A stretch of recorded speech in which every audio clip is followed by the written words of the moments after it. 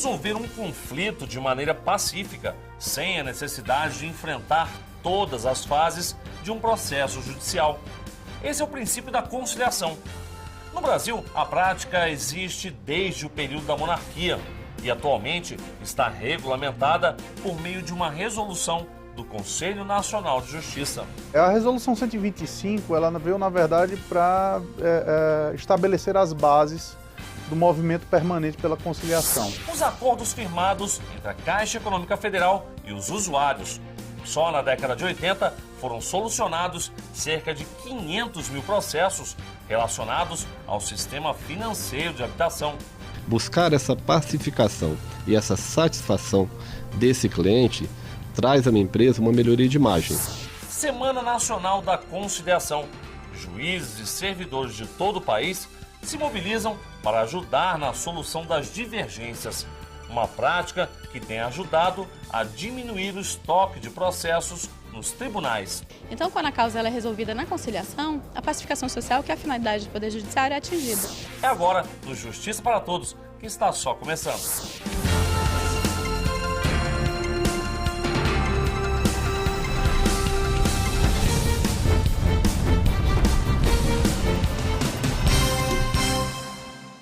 A conciliação está prevista no Código de Processo Civil de 1974.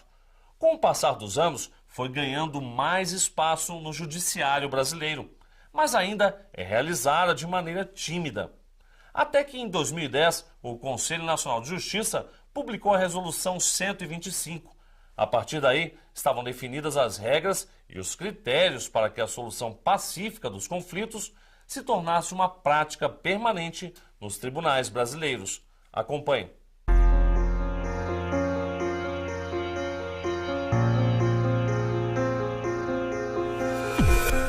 508 processos, 345 acordos. Significa dizer quase 70% de acordos, mas há meses em que esse índice já atingiu 90%. Então, a experiência tem sido extremamente exitosa e tanto que a parceria com essas entidades públicas, INSS, Caixa Econômica, até o AB também já tem agendado audiências conosco na conciliação, já traz essa feição de que funciona e que isso reduziria essas demandas que não precisariam estar sendo ajuizadas, né? Para atingir a meta, princípios. Não deu certo, porque não adianta um acordo, as partes têm que ceder um pouco, tem que ficar bom para as duas, não adianta ficar bom só para mim e não para você. Então não foi um acordo, não foi uma conciliação, né? Esse juiz federal define assim a conciliação. Resolve rápido, com eficiência e com segurança. Distribui renda a quem tem direito. Pensamento parecido com o de quem fecha um acordo. Conciliação é super bom, porque você não gasta com advogado, né? Você não fica tendo assim, aquela preocupação, o seu tempo, preocupada com aquela ação e tal, e você tenta resolver da melhor forma para os dois lados. Basicamente, conciliação é fazer um acordo que seja bom para as duas partes, mas desistir da briga é fácil. A experiência mostra que as pessoas realmente têm uma resistência à conciliação, seja nos seus conflitos do dia a dia, com seus relacionamentos interpessoais, como também nos seus conflitos que vão chegando à justiça. E há séculos o conceito tem sido trabalhado para que fique claro o real sentido da palavra. Conciliar é harmonizar. Esse verbo é utilizado na prática aqui no país há muito tempo. Dom Pedro II chegou a criar o Ministério da Conciliação para apaziguar as discussões políticas. Em meados do século XIX, a conciliação foi ficando meio esquecida e ressuscitou em 1974, com a criação do novo Código de Processo Civil da época. E aí sim foi ganhando cada vez mais espaço no judiciário brasileiro. Hoje, essa negociação pacífica está prevista na legislação do país. E uma resolução do Conselho Nacional de Justiça também foi muito importante, para que a conciliação saísse do dicionário e fosse efetivamente praticada nos tribunais. A resolução 125, ela veio, na verdade, para estabelecer as bases do movimento permanente pela conciliação. Eu diria que a partir da resolução é que o movimento realmente se tornou permanente. Se tornou uma política pública que não tinha mais retorno, não tinha mais volta. A resolução 125, por um lado, estabeleceu a estrutura que teria que ser criada pelos tribunais para adequadamente poder atender aos objetivos do movimento e também passou a profissionalizar realmente na medida em que estabeleceu também parâmetros pedagógicos para o treinamento daqueles que estariam à frente da política pública. Hoje existe até pré-conciliação na Justiça Federal. Na audiência de conciliação comparece um preposto do INSS, que também é médico e perito do INSS, e que analisará naquele momento os relatórios médicos que a parte trouxer, exames de imagem, tudo que ela trouxer para comprovar a sua incapacidade, examina ela, a parte, numa salinha reservada que nós possuímos aqui no Juizado Especial, né, na Seção Judiciária do Distrito Federal, e dá o seu parecer. Sendo um parecer que constate a incapacidade da pessoa, ele já oferece o acordo aí, e num prazo aí de 1 mês, 2 meses, a parte já tem, do dia em que ela ingressou aqui com a termação, ela já tem o resultado final, sem ter que ter tido, nem que ter passado por uma perícia judicial, o que traz também economia de dinheiro público, que não vai ter que arcar com uma perícia também, né? Essa forma de solução de conflitos desafoga a justiça da quantidade exacerbada de processos. Mas não é por esse motivo que existe a conciliação. O objetivo da justiça é a pacificação social. Só que nós temos muitas lides, um número muito superior ao número que os juízes conseguem lidar, porque somos poucos juízes. Então, quando a causa ela é resolvida na conciliação, a pacificação social, que é a finalidade do Poder Judiciário, é atingida. Então, é um sucesso, é um êxito. E quem fica no meio é essa figura, o conciliador. Parece um papel tranquilo, mas... Não é fácil. É como se fosse até ali usando de psicologia mesmo, né?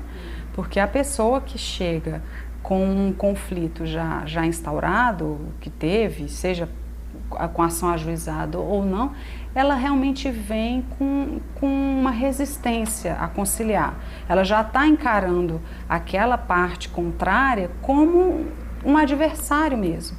E o conciliador tem esse papel de quebrar essa imagem inicial que as pessoas têm do seu adversário, que não é, de fato não é, e para que ela entenda que aquilo ali não estaria reduzindo o seu direito em nenhum momento. Por isso existem cursos específicos para ser o meio-termo neutro desse conflito. Para Eduardo Inácio, conciliador há 4 anos, a principal dificuldade é estimular entre as partes a troca de palavras para equilibrar as divergências.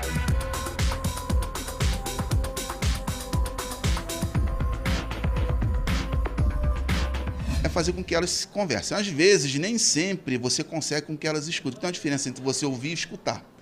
Você ouve, mas às vezes você não escuta. E você tem que fazer com que a pessoa escute. Então, assim, a dificuldade é fazer com que, numa coisa acalorada, e às vezes você acha, e mais interessante, você acha que não vai dar acordo, mas às vezes dá acordo sim, é fazer com que elas se centrem e prestem atenção no que está sendo discutido, deixando de lado os sentimentos. Tão verdadeiro quanto foi o final feliz que a Ana Célia conquistou aqui. Caso a conciliação não existisse, teria solução? Conseguir resolver, acho que sim, mas seria um desgaste, né? Muito tempo, e você fica ali com aquela expectativa, aquela preocupação o tempo inteiro. Acho que é melhor tentar resolver mais rápido.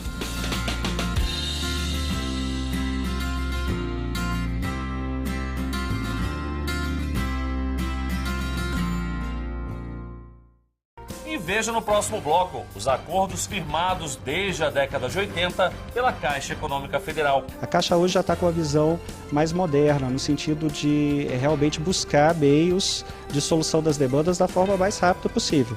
Não saia daí, eu volto já.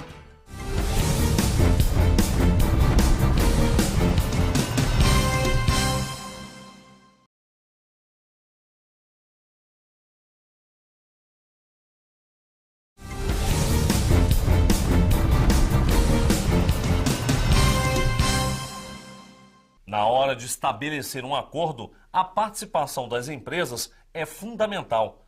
Entre as instituições bancárias, a Caixa Econômica Federal é uma das que mais se destacam. Na década de 80, o banco usou a conciliação para solucionar 500 mil de processos relacionados ao sistema financeiro da habitação. Depois disso, percebeu que poderia adotar a mesma política para pôr fim a outros conflitos. O tom aqui é de conversa, mas cada um está de um lado, Caixa Econômica Federal e Dona Nara. Desse bate-papo aqui saiu uma negociação formal e a funcionária pública não esperava que fosse assim. Na mente dela, a história teria outro fim. Eu pensava que realmente ia ser uma tortura. Não foi? Não foi, não foi. Foi melhor do que eu pensei, bem melhor. De que jeito isso foi possível? Essa terceira pessoa na mesa de negociação, o conciliador, teve papel fundamental. Ele é o conciliador, né? É uma pessoa tranquila, educada, gentil, e ela entende, porque eu já tinha procurado uma negociação anteriormente e não tinha, assim, tinha funcionado, mas eu não tinha atingido a meta da Caixa proposta, né? Então, aí, nessa chamada, com essa proposta, inclusive aceitando o que a Caixa já tinha apresentado para mim, tá ótimo. Ficou bom para ela e para todos que estão nessa sala. Os resultados são extremamente positivos. Para você também? Para mim também, porque é um aprendizado. É um caminho, a gente costuma aprender, crescendo, desenvolvimento, ele passa por isso. Isso aqui é uma forma de conhecimento, saber lidar com pessoas, que é o que a gente precisa hoje, saber lidar com as situações. Muita gente às vezes não sabe. E aqui é o que eu digo até para o pessoal, aqui você aprende porque você faz. Melhor assim até para a instituição bancária. A antiga cobrança virou passado, ganhou um status de mediação. A Caixa já inverteu aquela lógica que nós tínhamos no passado, no sentido de que deveríamos protelar os processos ao máximo, recorrer. A Caixa hoje já está com a visão mais moderna, no sentido de realmente buscar meios de solução das demandas da forma mais rápida possível. E aí a conciliação é uma ferramenta essencial dentro dessa política da empresa. Aqui não existem adversários. Na conciliação, a gente não tem a figura do vencedor e do vencido, né? Ambas as partes, elas se compõem mutuamente e resolvem que aquilo ali tem que findar da melhor maneira possível. Então, tanto a parte autora, que no caso aqui seria um cidadão, né, contra o poder público, saem satisfeitos sem aquele estigma de eu perdi alguma coisa, deixei de ganhar alguma coisa, né? Mas é claro que para se chegar a um acordo, as partes não podem ser resistentes. A coordenadora da conciliação no DF destaca: é possível fazer isso sem desistir do que é justo e rápido. Sendo que a conciliação tem sido agora a maneira mais célere de você solucionar um caso com pouca perda para cada uma das partes. Cada uma das partes cede um pouco, mas, por outro lado, ganha muito em tempo, em pacificação e diminuindo, assim, as demandas do judiciário, né? A Caixa Econômica Federal tem uma das maiores demandas na conciliação. Casos que vão parar na Justiça Federal sem litígio. Eu acho que a justiça do nosso país tem melhorado muito, né, no seu contexto de atendimento, de reconhecimento das nossas necessidades, porque realmente a gente tem saído de uma... Está tentando sobreviver a tudo, ser encaminhado, e nesse contexto alguns imprevistos acontecem e a gente cai numa... Foi ótimo, foi ótimo. Eu acho que eu atingi o meu objetivo, eu espero que ela tenha atingido o dela também. Antes não era bem assim, e essa briga com o cliente fazia com que o próprio banco pagasse caro. O custo de acompanhamento de um processo é muito alto. A manutenção de um departamento jurídico, de toda uma equipe para assessorar os advogados, comparecimento às audiências, a interposição de recursos, isso gera um custo muito grande para a empresa. Então, sendo que estamos falando de uma causa que possivelmente no final vai gerar uma condenação, né? Nós podemos acrescentar esse custo também, o custo da mora. A cada mês que o processo tramita, o valor aumenta. Agora a empresa não gasta, lucra. Buscar essa pacificação e essa satisfação desse cliente traz à minha empresa uma melhoria de imagem. Aquele cliente será um cliente satisfeito, que irá levar à sociedade o seu ponto de vista de uma empresa que reconhece o seu erro, que pede desculpas à sociedade, ao cliente quando erra, e busca reparar o problema que ocorreu. Isso é muito positivo para a imagem da empresa, além de estar associado a uma atuação ética, que uma empresa pública como a Caixa Econômica Federal. Como o banco em questão é a Caixa Econômica Federal, os processos relativos a ela vão para a Justiça Federal, inclusive quando o caso é passível de entendimento numa conciliação. A instituição bancária começou a apostar na mediação por conta de processos antigos relativos ao sistema imobiliário nos anos 80. Na época, cerca de 500 mil mutuários conseguiram fazer um acordo. O próprio banco, com o passar dos anos, foi percebendo que essa mesma política de negociação poderia ser ampliada para outros conflitos também. Nos processos envolvendo o direito do consumidor, a relação da empresa com seus clientes, né? Sejam discussões relativas a danos materiais ou mesmo discussões relativas a danos morais. Em um momento seguinte, passamos a atuar na Justiça Federal nos processos envolvendo dívidas de clientes, né? Tivemos, a partir do ano passado, uma atuação muito intensa, buscando a renegociação de dívidas dos clientes com a Caixa, no que também tivemos um grande êxito. A aliança com o cliente faz da conciliação algo maior do que uma palavra ou um conceito. As empresas passaram a perceber que conciliação não é uma atitude. Conciliação é uma prática que valoriza o nome da empresa, valoriza o conceito que aquela empresa vai ter com os usuários, com seus próprios clientes. E passaram a investir nisso, passaram a se preocupar com isso. Então, muitas vezes, nós estamos vendo grandes instituições financeiras com planos concretos, muitas vezes desistindo, inclusive, de recursos quando eles já sabem que a orientação dos tribunais superiores é em determinado sentido, e naquelas ações que já estão iniciando por causa de um problema repetitivo, e geralmente os problemas são repetitivos, já propõem um acordo, porque sabem que não adianta litigar até a última instância, que não vai se conseguir um resultado favorável. A dívida não deixa de existir, mas o cliente também não. O principal foco dessa política é justamente a questão da valorização do cliente. A Caixa entende que por mais que o cliente às vezes passou por uma situação temporária de inadimplência, é o cliente potencial da Caixa e que nós queremos mantê-lo enquanto cliente da Caixa. Nara se reconciliou com o banco e vai recomeçar a pagar um empréstimo agora. Quem imaginaria que a preocupação terminaria com um bom humor? Tá ótimo! Eu saí do limbo!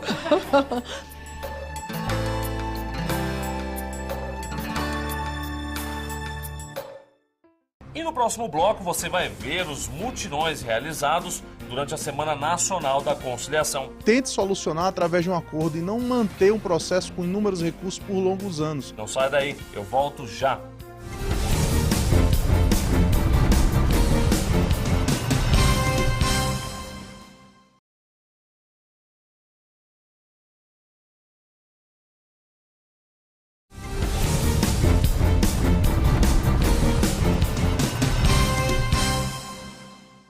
O Conselho Nacional de Justiça promove desde 2006 a Semana Nacional da Conciliação.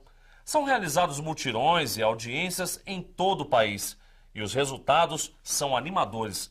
A solução dos conflitos chega a movimentar R$1 bilhão. Este ano, a expectativa dos organizadores é aumentar o número de acordos firmados entre as partes, o que deverá ajudar a reduzir o estoque de processos nos tribunais.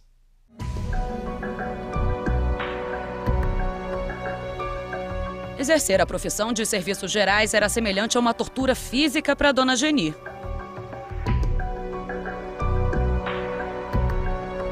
Nossa, não conseguia, muita dor, não conseguia de jeito nenhum. Foram 2 anos sem receber 1 centavo de auxílio-doença. Para sobreviver, ela dependeu da ajuda de familiares.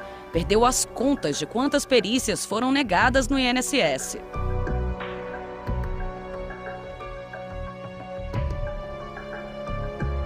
Não ouvia nada, né? Não olhava, não me examinava. Só mandava eu pegar o resultado lá fora e lá fora negado. Agora a preocupação acabou e a independência financeira recomeçou. Nossa, estava numa situação deprimente. Dinheiro mesmo para amigos? Nossa, para parentes. Exatamente. Não vai precisar mais. Graças a Deus. Muito bom.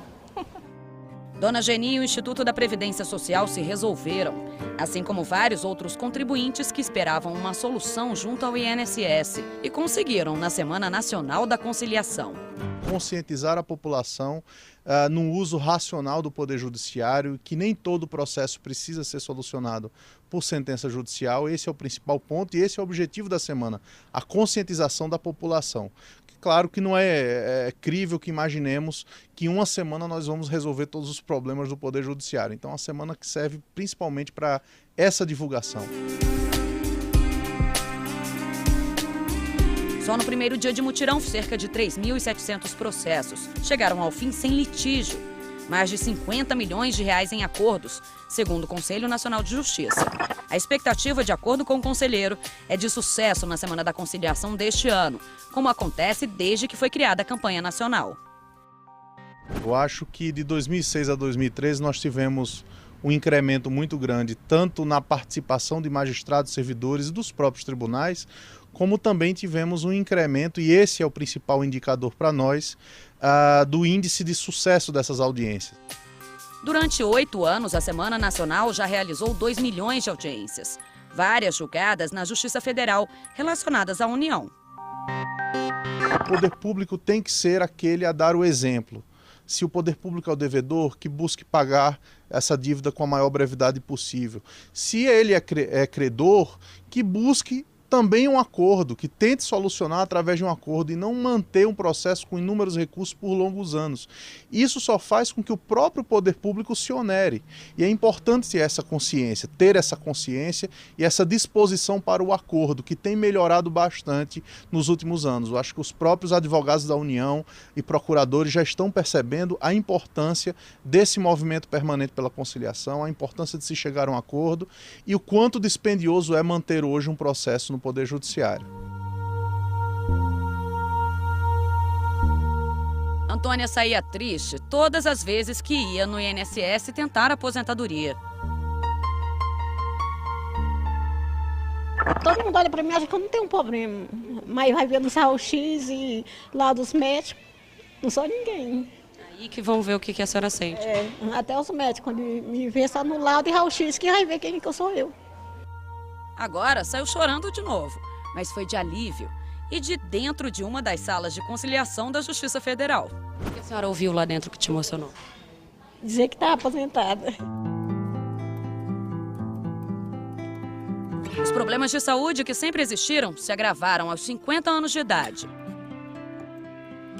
Levantava, mas se eu cair eu não dou conta de me levantar. Um negócio do condromo no quadril esquerdo. É a paralisia que eu tive do lado direito. É toda desconjuntada. Se eu cair, eu não dou conta de levantar. É terrível. Artrose, artrite, bursite. Muita coisa. O sacrifício de ser obrigada a ir trabalhar com essas dores para conseguir o próprio sustento terminou. A diarista, que sempre pagou o carnê da Previdência Social em dia, conseguiu o que era um direito dela, essencial para poder ter um teto para viver. É o que eu preciso. Eu pago aluguel, não tenho moradia. Depende desse dinheiro, graças a Deus, tá tudo certo. E Dona Antônia ficou mesmo toda orgulhosa desse novo status trabalhista dela. Agora a senhora pode botar a profissão aposentada. Graças a Deus. Só agradecer e orar a Deus. Tá resolvendo o problema.